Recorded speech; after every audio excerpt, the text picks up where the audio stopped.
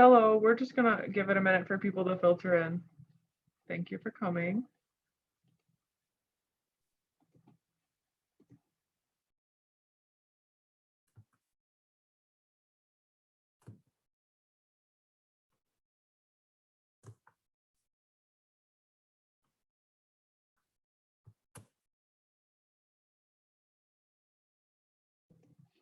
I did want to mention that I like your background. Oh, thank you. Words, everything words is very important to me. I have them all over. Anytime I can find something with words, I want it. Yeah. Just affirmations. Yes. Yes.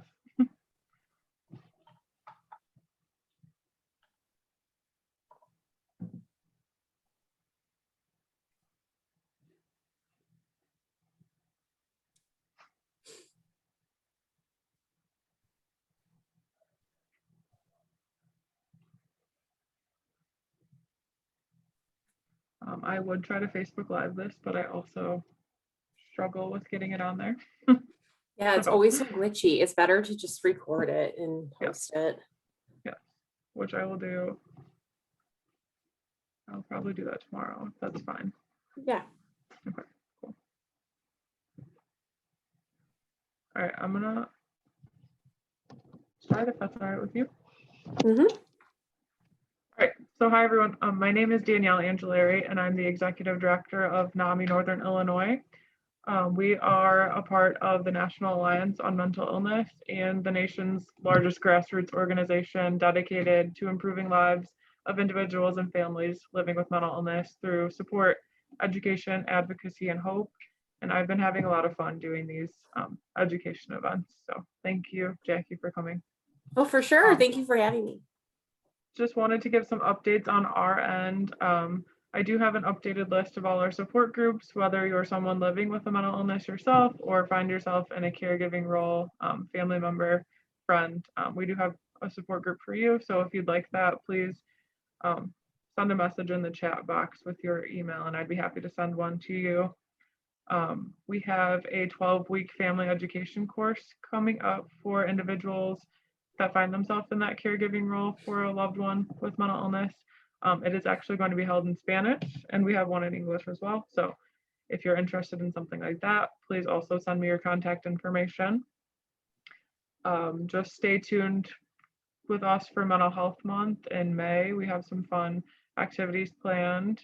Our annual event is coming up on June 7th, Mulligans for Mental Illness, our golf play day. So you still have time to get a group together. Come join us there. And our next community education program will be next week, April 7th, with Ann Wasser, who is the director of Severson Dells Nature Center. She's going to talk to us about park prescription programs, which involve health and social service providers encouraging people to spend time in nature to improve their health and well-being. So I think it'll be an interesting one. Yeah. But on to the main event tonight. I'd like to introduce everyone to Jacki Phillips, who is a mental health advocate, depression warrior, mom, wife, high school teacher, author, and wellness coach, among other things, I would imagine.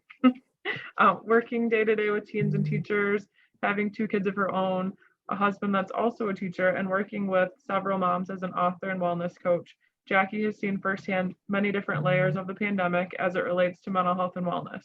During the session, she'll be discussing the changes that she has seen in students, teachers, parents, and families over the last year.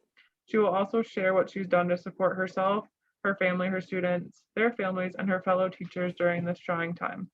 Tonight, Jacki will provide tips she has used in supporting herself and others as we continue to move forward, finding hope that tomorrow will shine a little bit brighter. And if you have any questions for Jacki, please type them in the Q&A box and I will facilitate them for you. Also, I have a quick poll at the end, so just don't leave quite yet. It'll only take a moment, I swear. So thank you, Jacki, and I'll turn it to you. All right. Well, thank you guys for taking time out of your busy schedules. I know that we are all overbooked and overwhelmed and stressed. So I appreciate you being here with me tonight. And, my mental health journey, I have goosebumps being here because it was not always smooth. I ignored it for a really long time because of my own shame and guilt and was searching for answers. And once I embraced it and I saw the positive changes in my life, I needed to share. And so it was like ripping off the Band-Aid, and I share with everybody, and my students, my family, my sons, my friends. And my hope is to provide you hope that it's okay to not be okay, right? We have this idea that that's not the case, that we have to be perfect and we have to deal with it, and it's no big deal because somebody else has it worse. But it's your truth and it's your big deal, and it's validated. And so I'm going to share a presentation. And as we said, we're recording this. So if you want to rewatch it at another time, you can. And please ask questions as we go for sure. Okay, so hopefully you guys can see this. Although I run Zoom every single day, this is my first webinar. It feels so official. But supporting each other through distant learning. We were talking about how I downloaded this because it's I get nervous that it's going to glitch. But it's me. She told you all about me, and I can't. This is just crazy that these things are on my list. But once I let go of my own judgments, I was able then to become my true self. And I want you guys just to take a deep breath and give yourselves a break, because there has been power in this pandemic. You guys, it has been a very interesting time for all of us, whether we have small children, grown children, no children, it's affecting all people. And there's been change and chaos and uncertainty. And so we can't deny that. And it comes with so many emotions of roller coaster. So, take a deep breath and give yourself compassion and grace, because you are really doing the best you can. And that's good enough. Your best is good enough. And if some days you can't do your best, and that's good enough.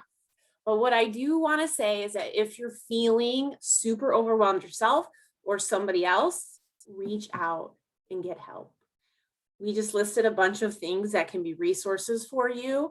The first step is always the hardest, and then the healing can begin. So, as I've been working with students and teachers and parents, I have realized that a lot has been going on for everybody. Hang on, let me try to do this really quick. We all have had stuff that we are going through. I was trying to get I don't know why the little screen isn't coming up, but here are some things that what people are feeling. So when I'm talking to my students and my teachers and my friends, a lot of students are feeling things. Now, I teach high school. So my students are, I call them my kids, but my students are older, but my children, I have a fourth grader, so they're younger. I have a stepson who is in high school. So I'm with kids all the time. And really what we see in students and what they're feeling,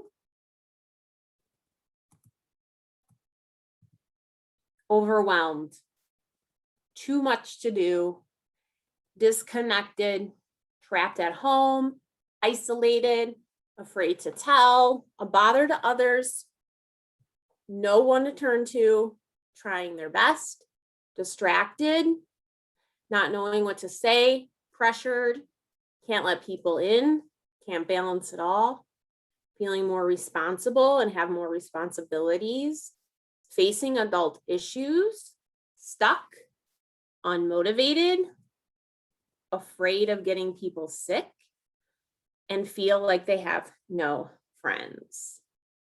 I want to take a minute here to stop my share and kind of talk about that. How did I get that information? I talked to my students. I told them I was doing this, and I asked them for their feedback. I asked my 10-year-old for his feedback on this. And it's because I am okay having the conversation. They are okay having the conversation. So when you think of your own kids, or if you're in education, your own students, they're just as lost, or if not more, than we all are. And the biggest ones from that list is that they are afraid to tell their parents. And I tell them that your parents want to know, but of course it's easier to not tell your parents. And so as we go through, we'll talk about how you can kind of bridge that gap, but they're really feeling completely overwhelmed. My age group, they're studying for big tests right now, and they don't know which way is up. The pressure is unreal. And we talk about and do mindfulness activities to help relieve that pressure. But the biggest thing they wanted me to share is that they're afraid to tell their parents because they don't want to let their parents down. Oh, as a parent, that breaks my heart. As a kid, I get it. But as a parent, I'm just like, oh my gosh, I want to know. And so if you could create a safe space for them. Why they don't want to tell their parents is because they see their parents maybe struggling with their own mental health stuff, or their own, lost their job, or they have to take care of their siblings now because the parents are working all day and the kids are home on Zoom. Like, the dynamics have changed, and they don't want to add pressure or let down their parents. And, I feel like my students come to me because I'm open about this, and I talk about it all the time because I feel like they need to know. They need to know that it's okay not to be okay. And if it gets really bad, we got to talk and find some resources. So with students, they feel like they're a burden. They're handling a lot more adult issues. They're missing out on big life events that to you and me may seem like no big deal or not as big of a deal, but it is. For my little one, he is petrified of getting somebody sick. Because, from day one, when we started this whole pandemic in quarantine, the message was to kids that if you get coronavirus, you're not going to be as sick, but we have to stay home so that we can protect grandma and grandpa. So he is scared that he's going to bring it. Now we're all in the process of, for us, our decision was to get vaccinated, and everybody has their own views on that, and that's fine. But, that's his fear, is that he's going to be okay, but he's going to basically hurt somebody else where they might die. And that's a true fear. And so coping with that, talking about your anxieties and, sitting with them. That's one thing that I really do with him and my students. So parents, through working as a wellness coach and my friends and teachers that are parents, they're really feeling kind of the same things, but a little bit different. Like, the biggest thing for parents is like, we are not teachers. We don't know what to do. And fourth grade math is not easy. Let me tell you, it is not an easy subject. And so I can't even do fourth grade math. And I'm a teacher. So give yourself some grace, some breaks. Parents think that it should be just so. And so there's a lot of pressure. So parents are feeling overwhelmed. Parents are feeling like, we're not teachers. They can't help their kids with the schoolwork. So that, that kind of hurts their own pride and ego and confidence. Like, why can't I do fourth grade math? I already did it. They're trying to keep things together to hold a front for the house, for the kids. They could be struggling financially. Many people have lost their jobs, and it's a hard situation for some people, for many people. And so they have to still be a parent when they're struggling with their own stuff. They feel isolated and disconnected, alone, completely stressed out. A lot of, families that are together have marital stressors. Single parent families have stressors. So everybody is kind of feeling afraid of the unknown.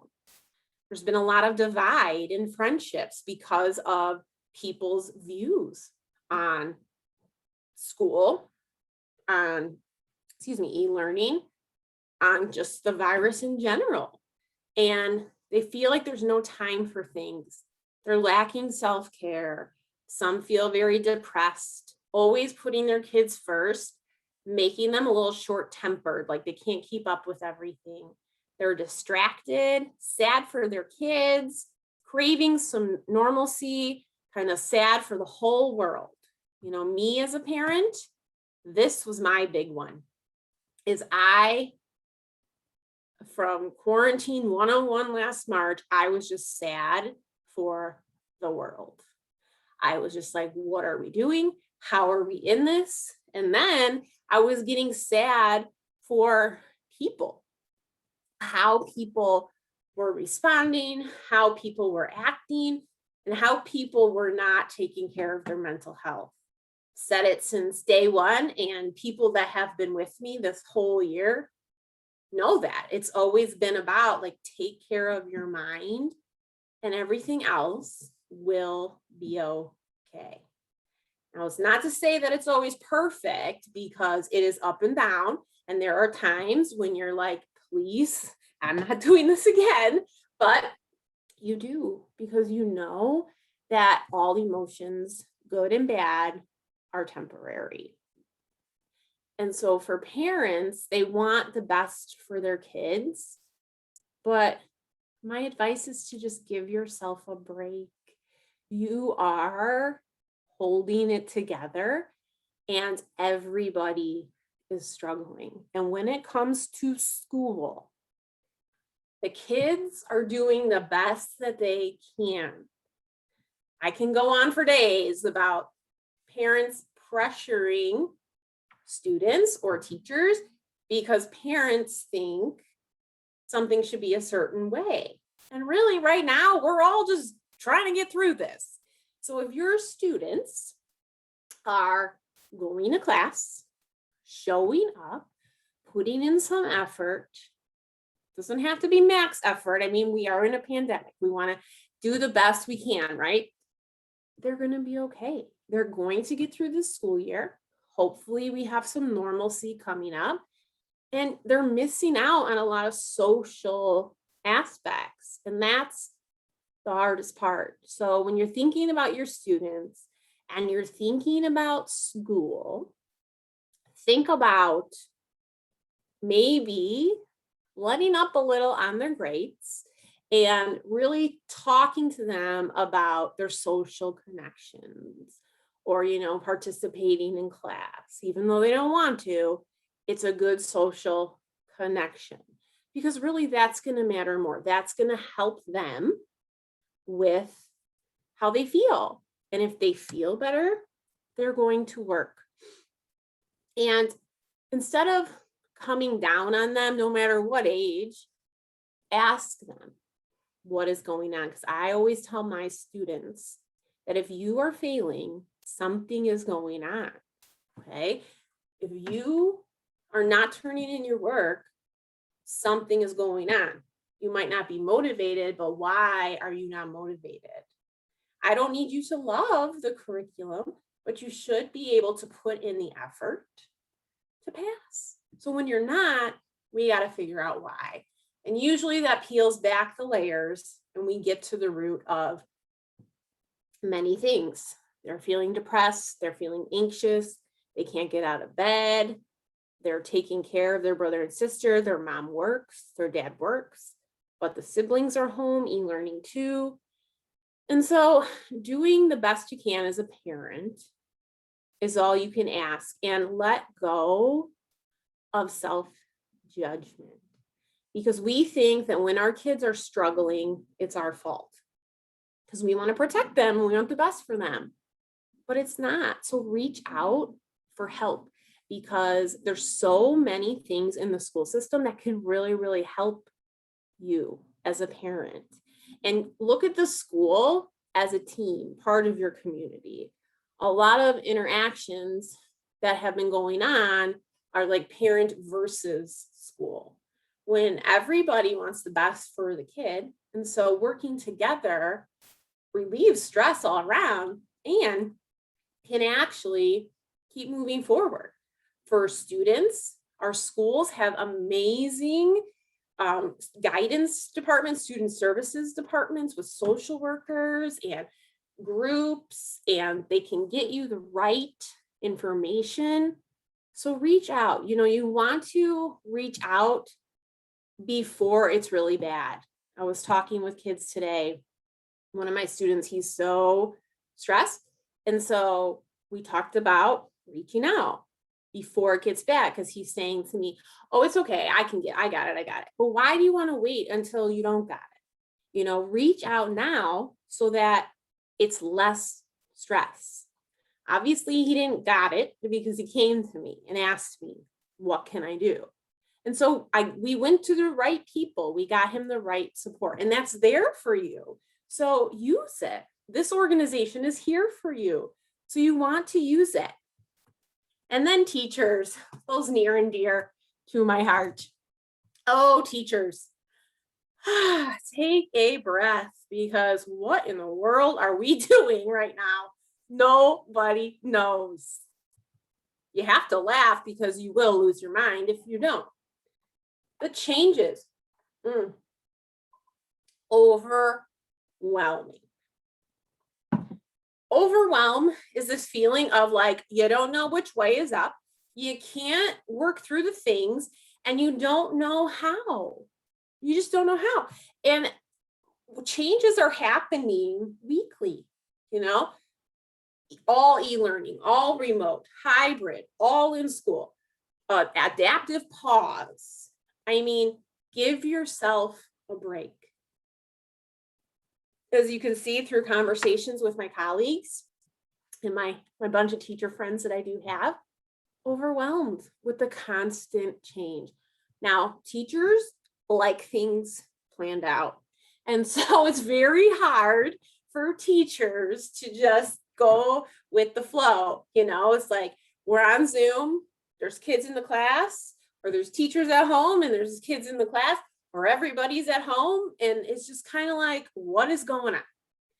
Pressure by the public. This one is one that is also big for me, because teachers did not put us in a pandemic. Like, that's just silly. But people believe to their core that if the school is back to normal, life is back to normal. Well, I don't think that's really going to happen or be the case. I mean, I'm not the professional, but in my personal opinion, I mean, it's just not going to happen. And schools did not get us into all of these issues, right? A lot of parents say we need our kids back in school. Yes, the social connection is important. But if there's other issues coming up, like depression or anxiety, we need our kids in therapy. We need our kids with doctors. And this situation shed light on that. Did it cause it? I mean, I wouldn't say, but I feel like it has amplified people's feelings, people's mental health, good or bad. But teachers didn't cause this, and schools probably aren't going to solve it, right? So teachers, let go of that pressure. Let people think what they want to think, but you need to let go of it, because it's going to eat you up. Because as teachers, you care about your kids and you want what's best for your kids. But right now, you did not put us in this situation, which goes along with always not feeling good enough, never reaching, not the most creative. Everybody's, why aren't my kids engaged? They're just staring at the screen. Like, what's going on? Feeling disconnected, because when we are in school, we're in our rooms, we're not by our other teacher friends. So we feel isolated and alone, afraid for our health. This is a big one for me. My COVID anxiety has been through the roof, because I'm not a trained first responder. I went into teaching to be warm and fuzzy to kids. I didn't go into teaching to be like, I'm a front line. That is not in my wheelhouse. So that has been a big thing with me during this time. The responsibility for the pandemic, exhausted. The Zoom fatigue is a real thing. You have to take eyeball breaks. Heartbroken for my kids and their stories. And especially, for me, there's a lot of things in high school that are like rites of passage that kids are missing out on. But I will tell you, schools are becoming very creative in how to still do their best for kids. For my little one, heartbroken that he didn't get to play football, and that his fourth grade year is a little bit weird and very stressful for him. A lot of teachers are sick, not with the virus per se, but they're not taking care of themselves because stress, overeating, caffeine for dinner, breakfast and lunch, living like we did in college because we're just stressed. And they have no time, they say, for self-care. Depression is higher. They can't balance it all because a lot of teachers are moms and dads as well, and they have their own kids. Very sad for their students. Some are leaving the profession. They're just done. They feel underappreciated and underpaid. They feel like they are not being heard by the admin, that a lot of administrators are, as they would say, giving in to what parents want, especially in public school, that they're blamed and seen as selfish for not wanting to go in and be like a frontline worker. So all of these groups, you guys, have a part in it. And all of it really boils down to their mental well-being and your mental well-being. So I would suggest just being you. Why do my kids come to me? Because finally, after my own journey of 30 years ignoring that I had depression, I embraced it. And so when I embraced it, I thought, oh my gosh, if I knew this when I was 16, and I knew that people could be successful and lead a normal life, whatever that means, and have depression, well, maybe I would have sought out help sooner, or maybe I would have found the strength to tell somebody. I didn't even know what was going on when I was 16. Are you crazy? And so if I did, maybe I could have, accepted it sooner and reached for help sooner. So I talk to my kids about mental health every single day. Now, they don't need to know all of the ooey gooey secrets and details, but they know that I have depression. They know that I work on it every single day through mindfulness and different therapies, and they know. I just want the conversation to be more normal. So they know, and if the parents make it more normal, it's easier to talk about because they just want support. They just need support. But I am telling you, you cannot support them until you support yourself. You are your number one priority. That is for certain.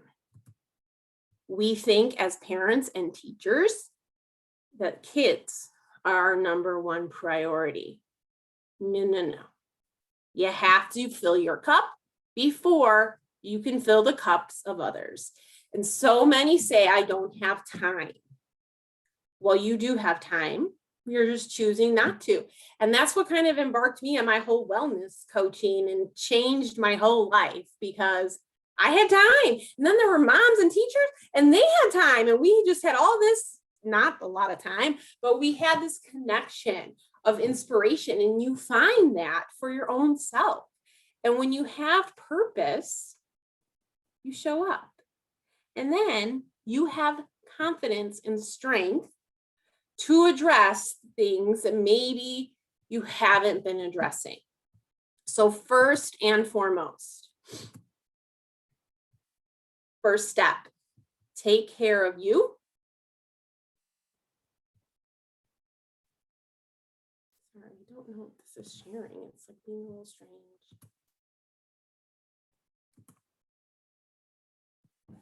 Sorry, guys, I don't know where like the Zoom bar went. Can you see this on your screen? Anybody? Yeah, we can see it.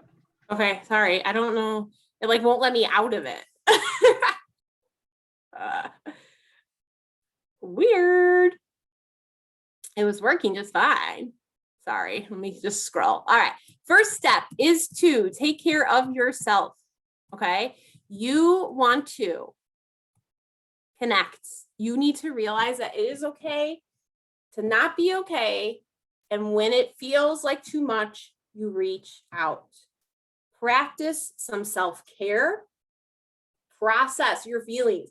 Don't just shove them in and pretend they're going to go away, because they will manifest into something else. Make yourself a priority. The papers can wait to be graded, okay? You don't need to do them right today. Practice some mindfulness, 10 minutes. Drink your water, eat more balanced, get enough sleep. We know these things, but we don't see ourselves as a priority to do them. Engage in your life, move your body, any kind, 30 minutes, 20 minutes. It moves your body. It's good for your mind. Build trust with yourself. Be honest with yourself. Okay. If you say that you're going to do meditation 10 minutes a day and you don't, you're lying to yourself. And the relationship that you are building with you is failing. If you can't trust yourself, other people cannot trust you, and you cannot trust other people. So be honest with you. Parents, do something that you love. If you have no idea, there's a bunch of surveys online where you can find some strengths and try a new hobby. Do something new. Reach out when you need help. Find a trusted person, a doctor, or there we go. I don't know what happened. Sorry, guys. Doctor, therapist, organizations, whatever, but 100%, you have got to show up for you first. For too many decades, I showed up for everybody else. I'm a recovering doormat, people pleaser. I would show up for everybody else, and I would not show up for me. And I thought by helping other people or being there for other people and not setting boundaries around my energy or time, I was actually like living life. But instead, I was just getting burned out and actually disconnecting from life because I didn't have a thing that I like to do. And so without that, you can't show up. So that time you think you don't have, you do. And even for students, try a new hobby, find a new strength. All we have is time right now. And yes, we might not, and we're starting to be able to more, but we might not be able to do the sports and things that we love. We can learn something else and connect virtually. And I tell them all the time that if you can connect virtually and have your personality shine through the computer, this is how jobs are going to be for you in the future. So use this as your learning time to really put yourself out there and practice and build confidence. But if you can't show up for you first, you're not going to have the confidence to address your own mental health needs, and you will not have the confidence to have those one-on-one tough conversations with your kids in a loving, compassionate way, because you don't really know what to say. And that just comes from learning and growing in your own story. And when you learn and grow as your own self, your kids are watching, they see that. And then you can feel confident to address. As a teacher, when I have learned and grown, I don't even know those words, in my own story, I'm able to be real with my kids. I was so afraid to talk about my depression for so long because I thought like I was going to get fired. Because like, oh my gosh, how could this is what I used to think.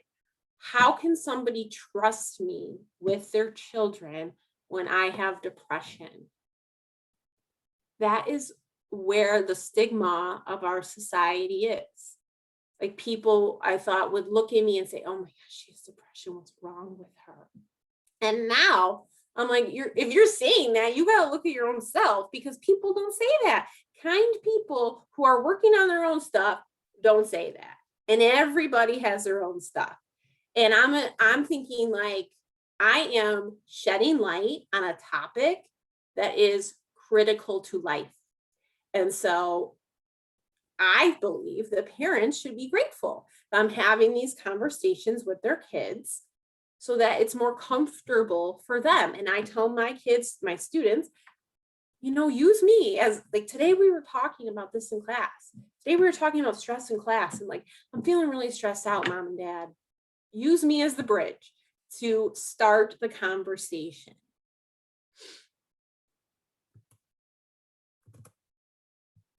Okay. Then you can show up for others. Connect with your kids, connect with your students, slow down. Connection is my word of 2021, because I used to think I had to get so much curriculum in, and I'm getting what I need to get in, but I'm slowing down and I'm listening. And with my own children, I'm listening to what they have to say. I'm being empathetic. This is a skill I'm really trying to learn. And instead of trying to fix it, I'm just really acknowledging that what they are going through is hard and horrible for them. Even if for me, I'm like, that's no big deal. But their reality is their big deal. Their fourth grade drama is their big deal. Their high school drama is their big deal.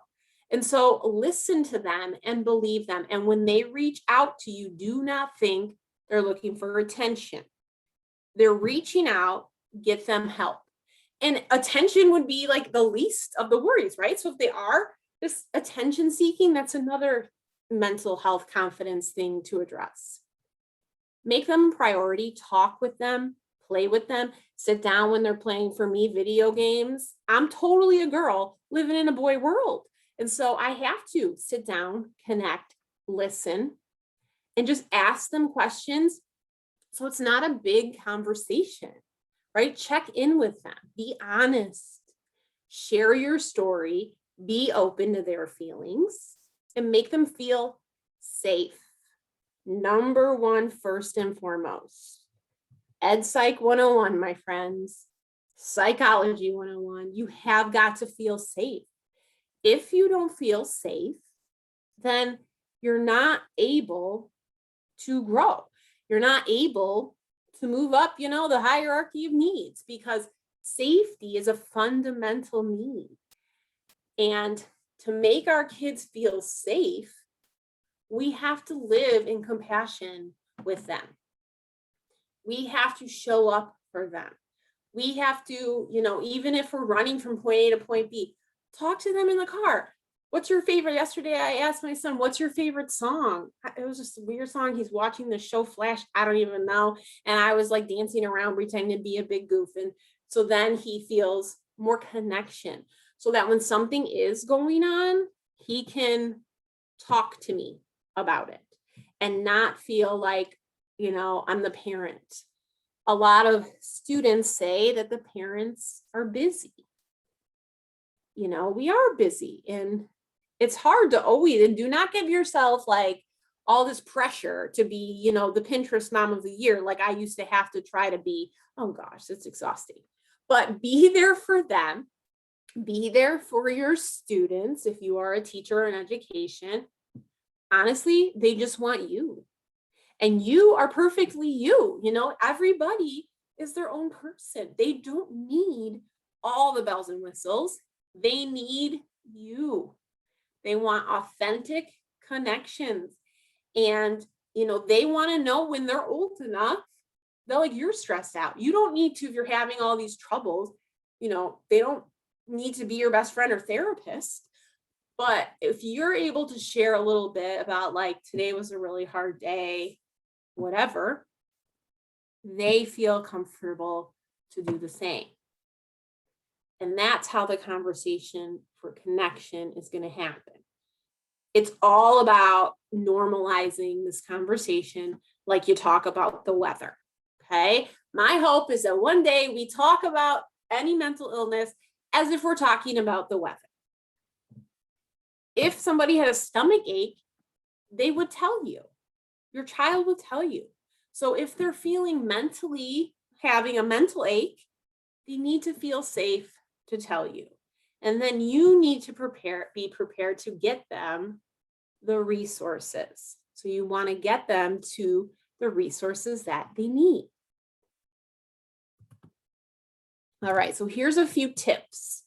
So first of all, shake around, wake up. It's just a long time to sit. Always start with yourself, 100%. My own journey has always been around eating and coping with food, and it's still a struggle. But I know that all emotions are temporary. So this is what I do to the best of my ability, and the best is good enough, right? Move your body 30 minutes a day. You have 30 minutes a day. It's just not a priority. You don't have to run a marathon. You can walk around the block with a friend or on a phone, or listen to your favorite podcast. I like to listen to audibles and go for a walk. And a goal would be drink more water. If half your weight in water sounds crazy, drink more water.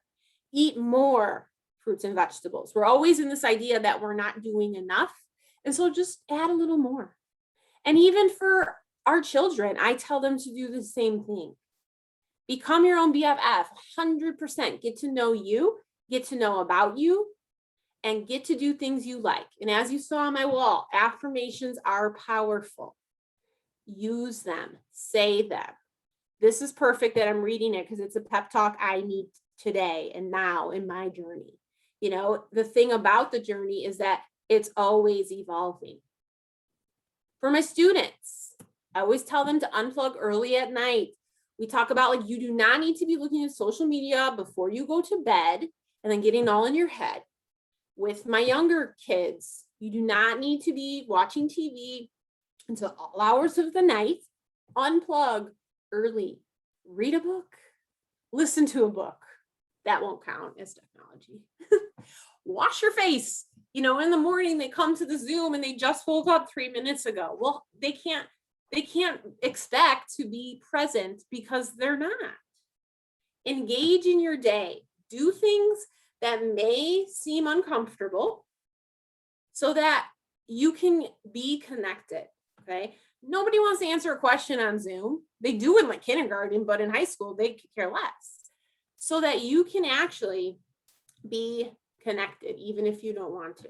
And always talk about what's really going on. You're going to ask your kids, are they okay? And they're going to say yes. They're going to say yes, even if it's no. So you have to be observant, and you don't have to pry and become like an annoying parent. If you feel like something is off, something is probably off. Kids are really great at hiding it too.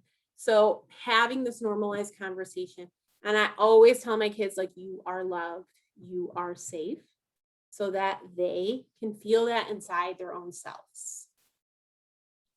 And for parents, you are doing your best, taking care of your mind, whatever that looks like.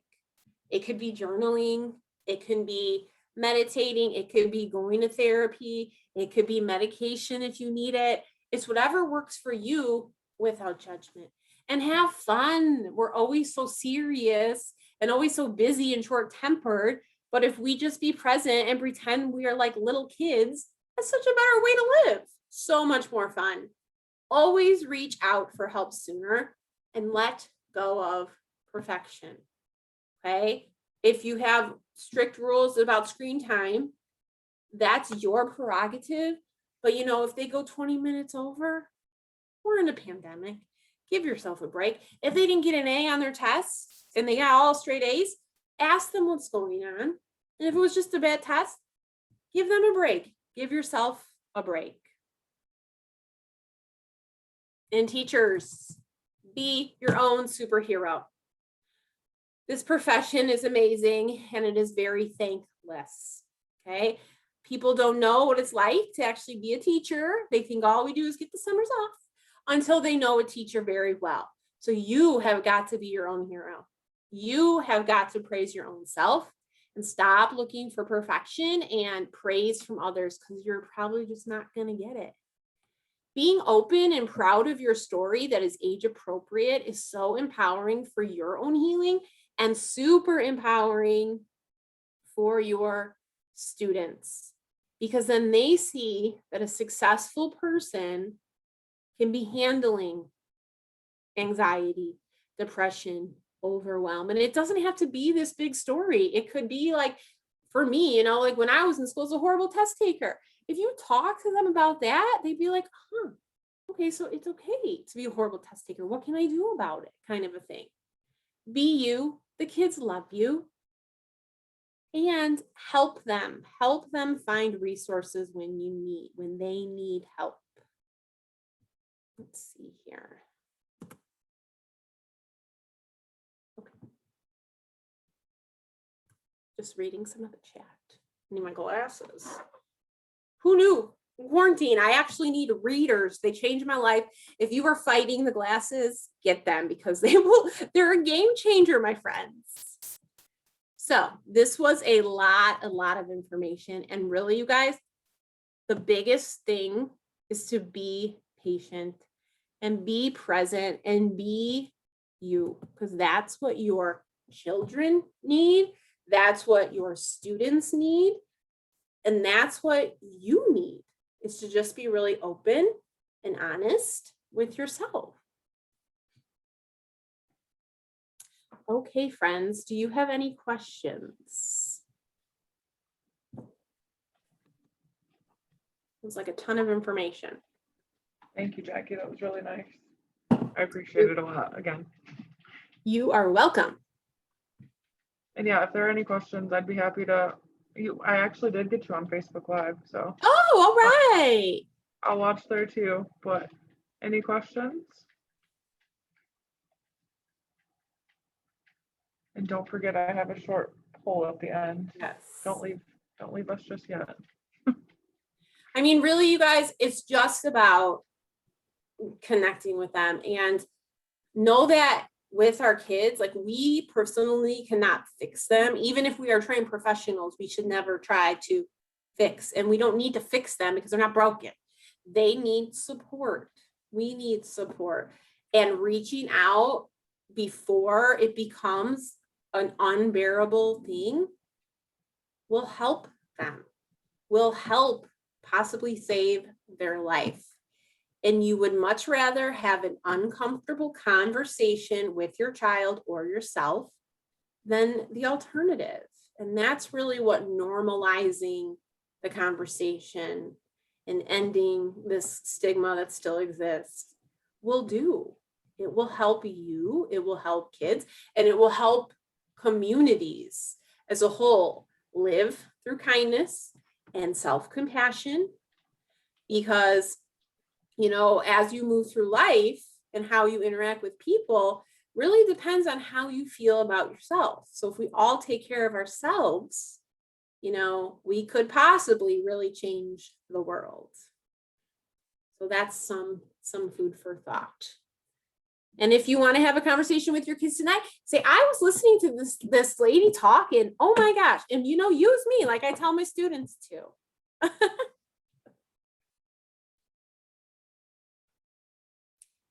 All right, that's really all I have.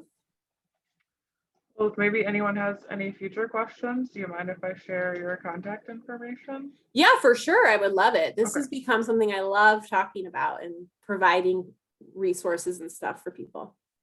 Okay, awesome. Thank you very much. Yeah. I'm going to shoot this poll up here really quick.